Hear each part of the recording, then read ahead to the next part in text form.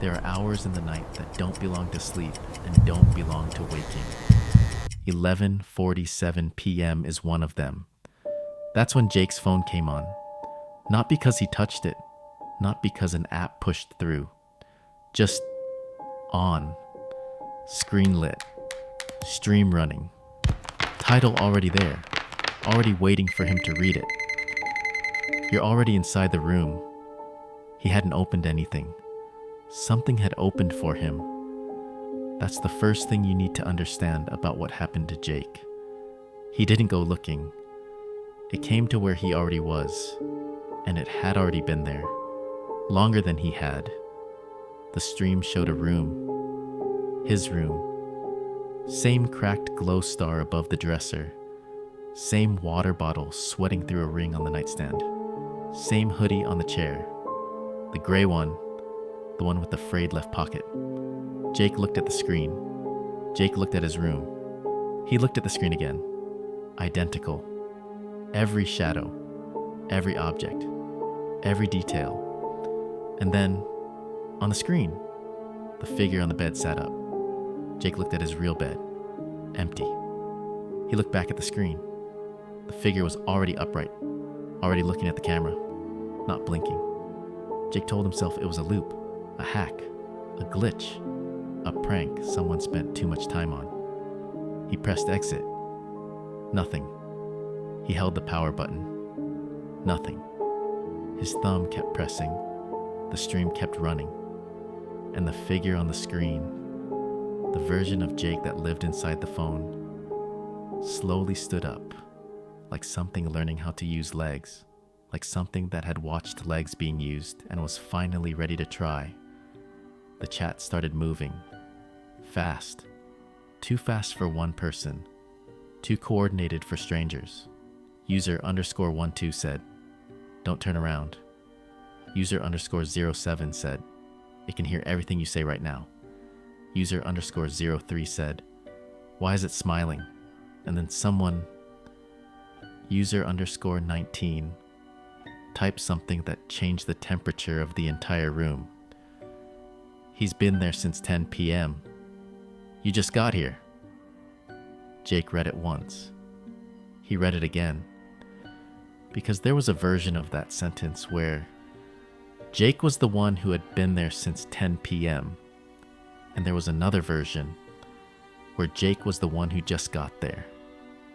Those are two very different sentences. User _03 made it clear which one was true. The one in the room is the original. Jake is the new one. Then the chat stopped. Every message frozen. Every username silent. And one account. No name, no face. Just a gray square where something should be. Typed a single message. Slowly. One letter at a time. "Stop pretending you don't feel me breathing." Jake's throat went dry. He had been breathing the whole time. He just hadn't been counting the breaths. Now he was. And there was one too many. The lights went first. One flicker. Just the bulb doing what bulbs do in old apartments with tired wiring. Ordinary. Jake looked up at it. The bulb held. He looked back at his phone. Second flicker. In that split second of dark, a fraction of a second, barely a blink, the room changed. When the light came back, the corner was different. The far corner, where the closet door meets the wall. That dead space that every bedroom has. The space that doesn't belong to anything functional. The space that just exists. Something was standing in it. Not moving, not threatening. Not doing anything at all. Just standing there the way things stand. When they have decided that standing there is enough. Jake was looking at the bulb. He didn't see it. Then he looked at the window. And the window, being glass, being honest in the way that glass is always honest, showed him the room behind him, showed him the corner, showed him what was standing in it. Jake did not turn around. Some part of him, the part that was still working correctly, understood that turning around would make it real, that not turning around was the last power he had left. So he kept his eyes on the window, and the thing in the corner kept its eyes on him. And they stayed like that, waiting for one of them to blink first. On the screen, the figure had moved. It was at the camera now, face filling the screen, and from its nose, slow, dark, deliberate, a liquid was falling. Not fast. Nothing about this moved fast. It fell the way things fall when they want you to watch. Jake's hand went to his own face, touched below his nose, looked at his fingers. Clean. The copy was bleeding. The original was not.